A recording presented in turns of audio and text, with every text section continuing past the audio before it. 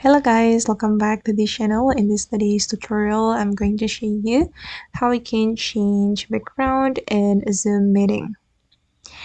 Okay, let's get into it guys. Here I have opened or create a virtual meeting in Zoom, and then I'm going to show you how we can change our background.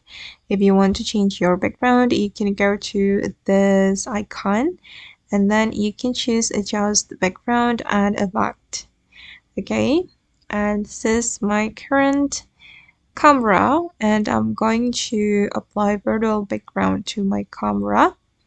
I'm going to go to the virtual background and I'm just going to choose for example this one. Okay, and now as you can see guys that my background has been changed, and here you're not only able to apply virtual backgrounds but also avatar, video filters, and studio effect, but I'm just going to leave it like that.